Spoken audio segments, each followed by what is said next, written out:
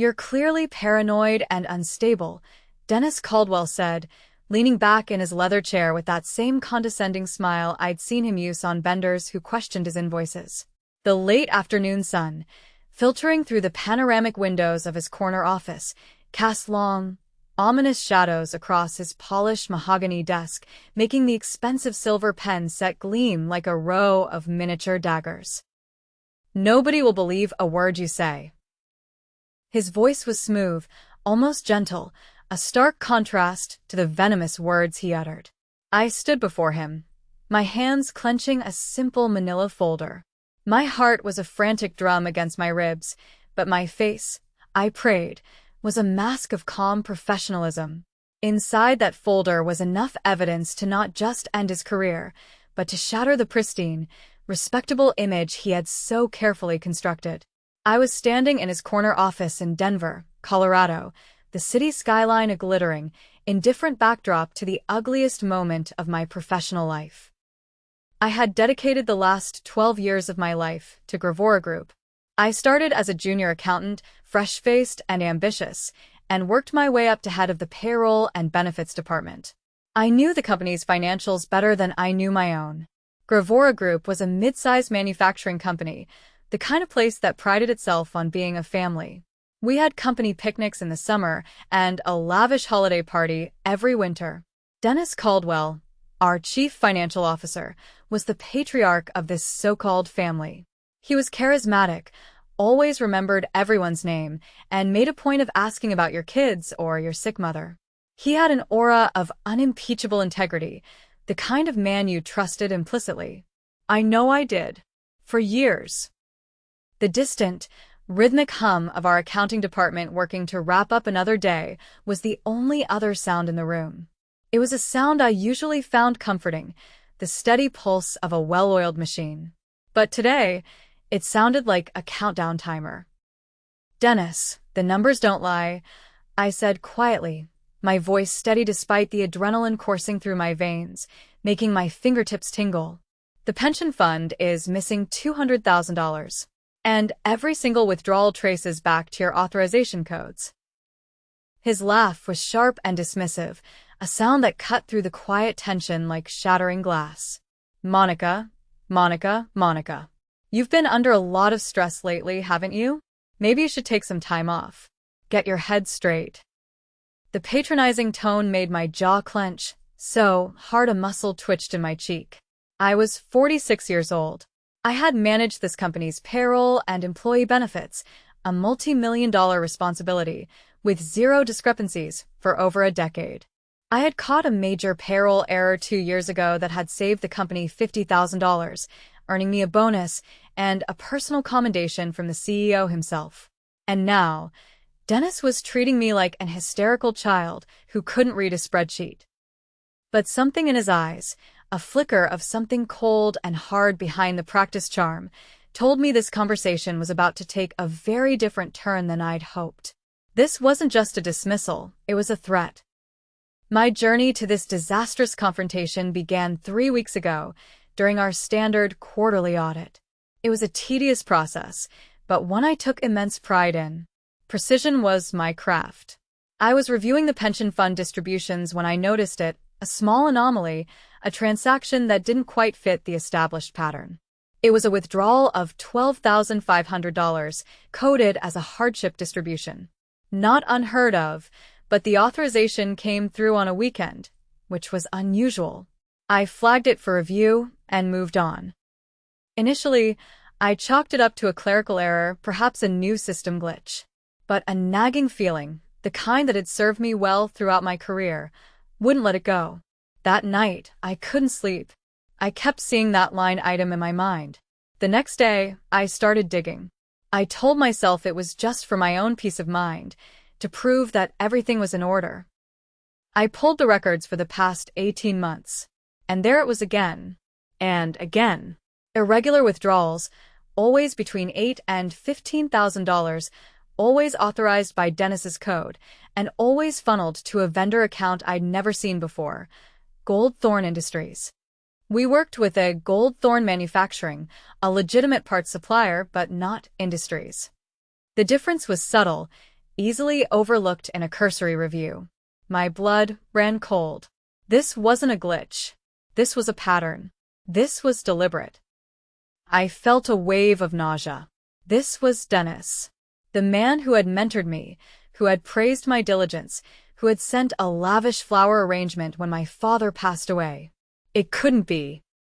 But the numbers were irrefutable. I started working after hours, my office door locked, the glow of my monitor the only light.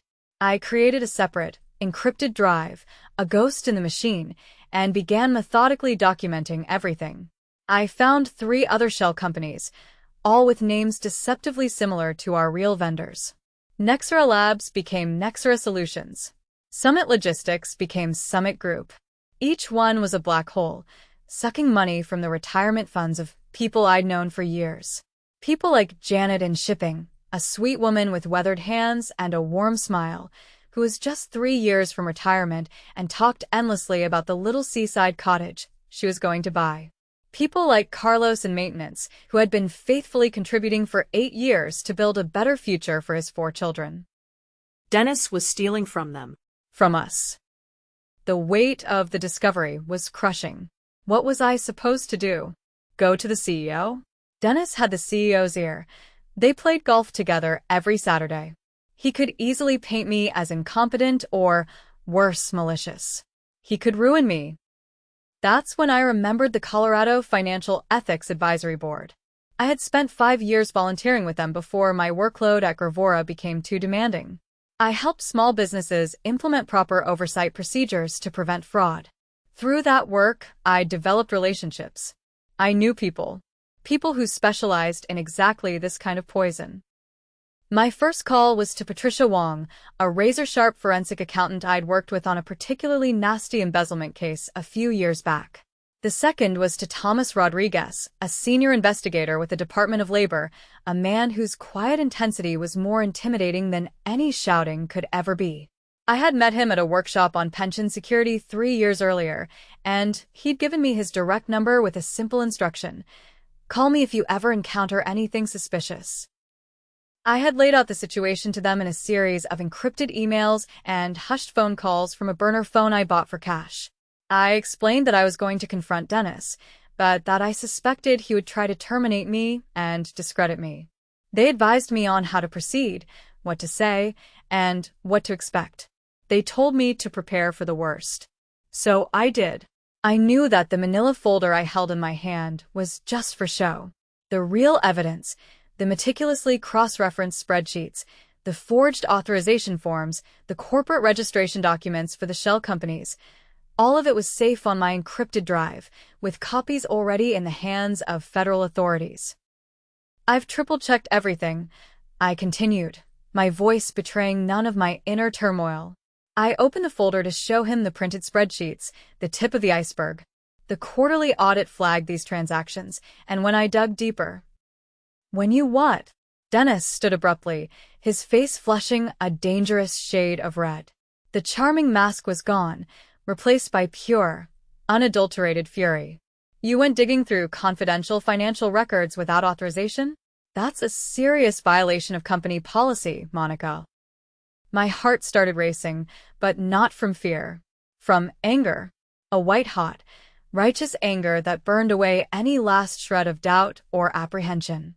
This man had been stealing from our employees' retirement funds, money that belonged to people like Janet and Carlos, and he had the audacity to turn this around on me. Those records are part of my job responsibilities, I said, keeping my voice level. Managing the pension fund distributions falls under. Not anymore, it doesn't. He snatched his phone from the desk. His fingers, usually so steady, trembled slightly as he stabbed at the screen. Security? Yes. I need an escort to human resources. We have a terminated employee who needs to be walked out immediately. The word terminated hit me like a physical blow. In all my years at Gravora Group, I'd never even received a written warning. My performance reviews were consistently excellent. And now, because I discovered his theft, I was being fired. But as I watched Dennis hang up the phone, a satisfied, triumphant smirk returning to his face, I realized something important. He just made a catastrophic mistake. 20 minutes later, I was clearing out my desk while a stone-faced security guard watched my every move. The entire accounting department had gone silent, their eyes following me as I packed 12 years of my professional life into a flimsy cardboard box. Dennis had announced to everyone that I was being let go for performance issues and violation of confidentiality protocols, painting me as an untrustworthy employee who'd overstepped her bounds. I could see the confusion and disbelief in my colleagues' faces. Jennifer, my closest work friend, kept glancing between me and Dennis's office with obvious bewilderment. We'd had lunch together just yesterday, and I'd seemed perfectly fine. Janet from shipping, her brow furrowed with concern, even walked over to ask if I needed anything, her weathered hands patting my shoulder gently. "I'm okay," I told her softly, though my hands were shaking slightly as I packed my personal items. "Just take care of yourself, Janet. Make sure you keep track of your pension statements, all right?" She nodded, not understanding the deeper meaning behind my words, but something in my tone made her promise she would.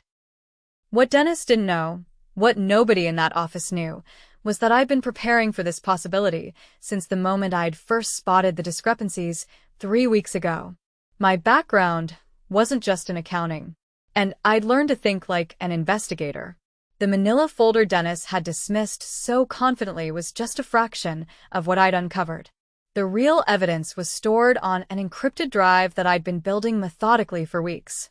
Every suspicious transaction, every forged authorization, every attempt to cover his tracks, it was all documented, cross-referenced, and backed up in multiple secure locations. As I walked toward the elevator with my box of belongings, Dennis emerged from his office, probably wanting to make sure I actually left the building. He caught my eye and gave me that same condescending smile.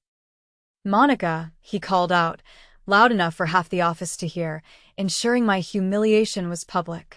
"I hope you understand this is for the best. Sometimes people just aren't cut out for positions of responsibility." I stopped walking and turned to face him. Every eye in the department was on us now, and I could feel the weight of their attention. For a fleeting moment, I considered telling everyone exactly what kind of man they were working for. But I had a better plan. "You're absolutely right, Dennis," I said, with a smile that didn't reach my eyes. "Some people really aren't cut out for positions of responsibility. Sure, just wait." The confusion that flickered across his face was deeply satisfying. That evening, I sat in my home office in my modest ranch house on the outskirts of Denver, staring at the cardboard box from my old job. While I made the most important phone call of my professional life, the encrypted drive sat next to my laptop, containing enough evidence to potentially send Dennis to federal prison.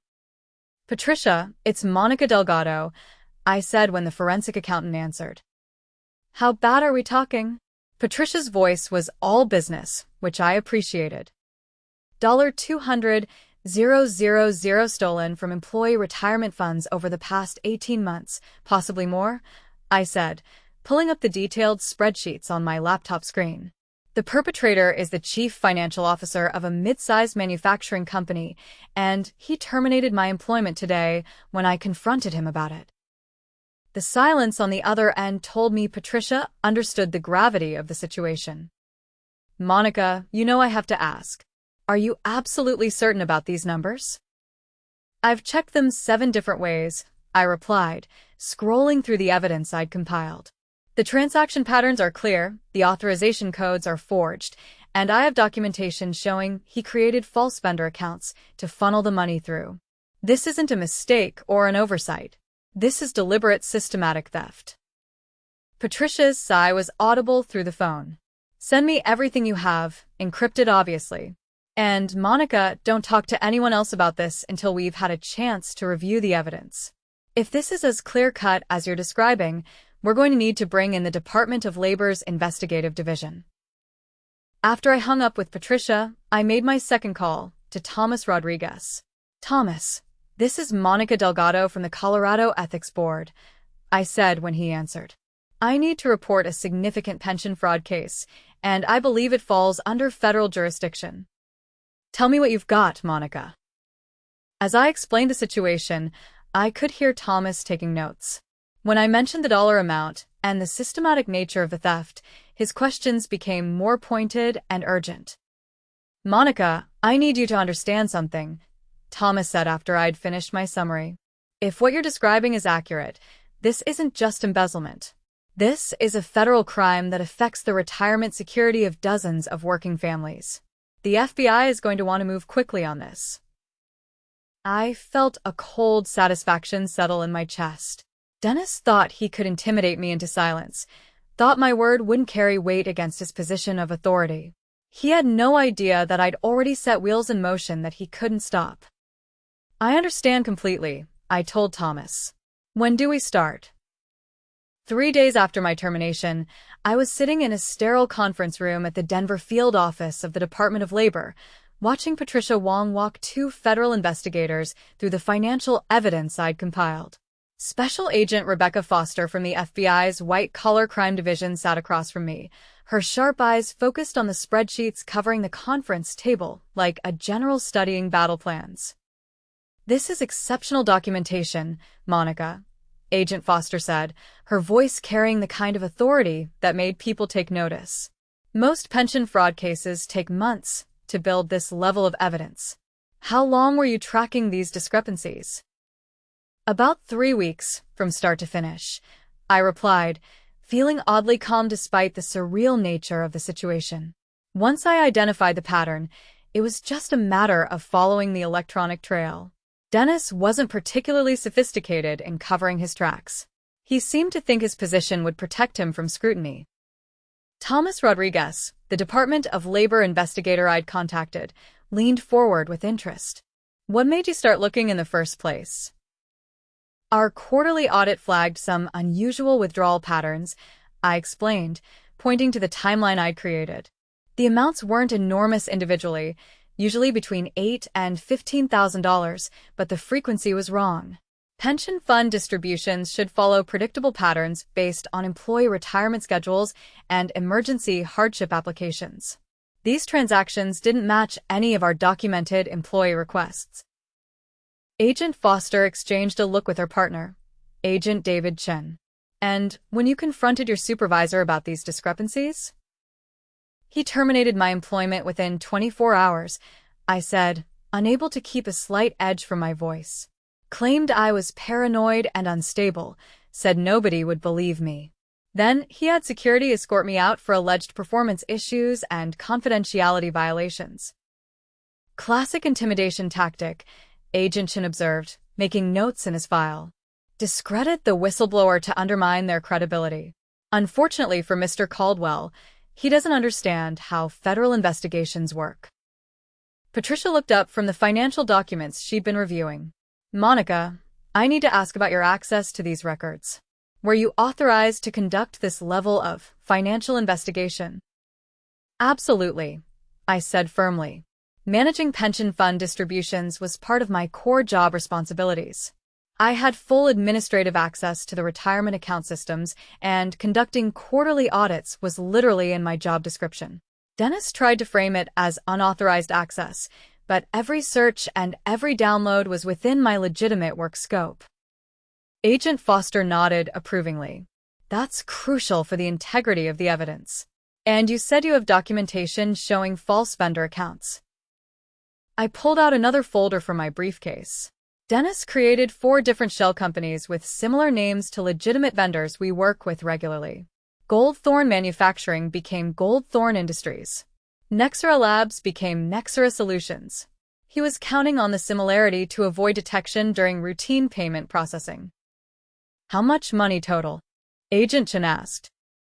"From what I could trace, approximately $230,000 over 18 months, I said. "But I suspect it goes back further. Dennis has been the CFO for 3 years, and I only had access to review records going back 2 years due to our document retention policies." Agent Foster stood and walked to the window, her expression thoughtful. "Monica, I want you to understand that once we move forward with this investigation, Dennis Caldwell is going to know exactly who provided the evidence against him. Are you prepared for the possibility of retaliation?"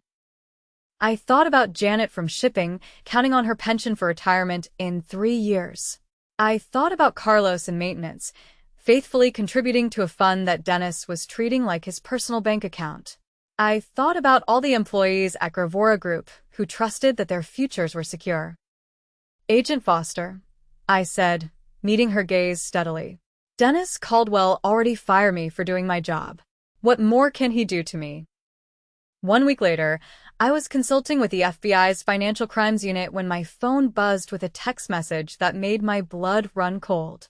It was from Jennifer, my former colleague in the accounting department.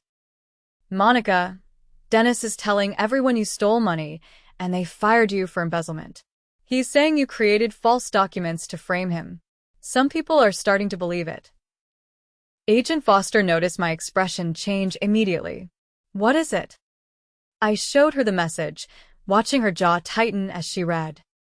He's trying to flip the narrative, she said grimly. Classic deflection strategy. Accuse the accuser before they can gather support. Can he do that? I asked, feeling a surge of panic. Can he just lie about what happened and make people believe it? He can try, Agent Foster replied. But he's making another critical mistake. Every false statement he makes about you, or this case, is additional evidence of his consciousness of guilt. We're going to document everything. Over the next few days, the situation at Gravora Group deteriorated rapidly. Jennifer kept me updated through careful text messages, describing how Dennis had called an all-hands meeting to address rumors and misinformation about the company's financial management. He'd painted me as a disgruntled employee who'd fabricated evidence after being rightfully terminated for poor performance. But Dennis had underestimated something crucial: my reputation among my former colleagues. Most people aren't buying it, Jennifer texted me on Thursday evening. Janet from shipping asked pointed questions about the pension fund during the meeting. Carlos from maintenance said he wants to review his account statements. People remember how careful and honest you've always been. The real turning point came when Dennis made his most serious error yet. According to Jennifer, he'd announced that the company would be switching to a new pension fund management system to prevent unauthorized access to employee accounts. He was essentially admitting that unauthorized access had occurred, while simultaneously claiming I was the one responsible for it. He's trying to plug holes in a dam that's already breaking, Agent Foster explained when I shared this information. The new system announcement is evidence that he knows there are vulnerabilities in the current system, vulnerabilities he created to facilitate his theft. Patricia Wong had been working around the clock to verify every transaction I'd identified, and her preliminary findings were even more damaging than we'd initially suspected. Monica, he wasn't just stealing pension contributions, she told me during a conference call with a federal team. He was also skimming from the company's matching contributions. The total theft is approaching $300,000. That changes the federal sentencing guidelines significantly, Agent Chin noted. We're now looking at potential charges under multiple statutes, including mail fraud, wire fraud, and violation of the Employee Retirement Income Security Act. But the most shocking discovery came when Patricia traced the money Dennis had stolen. Instead of finding evidence of gambling debts or personal financial problems, she uncovered something much more calculated. He wasn't spending this money on lifestyle expenses, Patricia explained, showing U.S. bank records the FBI had obtained through court orders. He was investing it. Stock purchases, cryptocurrency, real estate speculation. He was treating the pension fund like his personal investment portfolio. The cold calculation of it made my stomach turn. This wasn't desperation or addiction. It was pure greed. Dennis had systematically stolen from hardworking employees because he thought he could generate higher returns than the pension fund's conservative investment strategy. Agent Foster, I said, looking at the evidence spread across the conference table. When are you planning to move on this? She checked her watch. The warrants are being finalized now. We'll execute them tomorrow morning at 9 a.m., right when Dennis arrives at the office. I felt a dark satisfaction building in my chest. In less than 12 hours, Dennis Caldwell was about to have the worst day of his professional life. The morning of the raid, I wasn't at Gravora Group, but I didn't need to be. Agent Foster had arranged for me to monitor the operation from the FBI field office, where I could watch through live video feeds from the agent's body cameras and provide real-time guidance about the company's financial systems and document locations. At exactly 9 a.m., I watched on multiple screens as 12 federal agents in dark suits walked through the main entrance of Gravora Group. The receptionist's shocked expression was clearly visible as Agent Foster presented the sealed warrant to search the premises and seize financial records. "Where is Dennis Caldwell's office?" Agent Foster asked the receptionist, who pointed toward the corner office with a trembling hand. Through Agent Chen's body camera, I watched them approach Dennis's office. He was just settling in with his morning coffee, probably planning another day of covering up his crimes and spreading lies about me. When he looked up and saw the federal agents, his face went from confusion to recognition to absolute terror in the span of about 3 seconds. "Dennis Caldwell?" Agent Foster's voice was calm and professional. "I'm Special Agent Foster with the FBI. We have a warrant to search these premises in connection with an investigation into pension fund fraud." Dennis's coffee cup slipped from his hands, splashing across his mahogany desk and soaking the same financial reports he'd been reviewing when I confronted him 2 weeks earlier. The irony wasn't lost on me. "There must be some mistake," Dennis stammered, his voice higher than usual. "I don't know anything about pension fund fraud. This is about Monica Delgado, isn't it? I told you she was unstable. She fabricated evidence to get revenge after we fired her." Agent Chin stepped forward with the warrant paperwork. "Mr. Caldwell, you have the right to remain silent. But we need you to step away from your computer and allow our forensic team to secure your electronic devices." Through the video feed, I watched Dennis's face cycle through emotions I'd never seen from him before: panic, desperate calculation, and finally, a defeated recognition that his carefully constructed lies were collapsing around him. The search of his office revealed even more evidence than we'd expected. In addition to seizing his computer and financial files, the agents found handwritten notes detailing his shell company scheme, including passwords and account numbers he'd apparently been too arrogant to properly hide. But the moment that satisfied me most came when Agent Foster asked Dennis about the missing pension funds directly. "Mr. Caldwell, can you explain why employee pension contributions totaling approximately $300,000 were transferred to accounts under your control?" Dennis's response was exactly what I'd expected from him. "That's impossible. The pension fund is completely secure.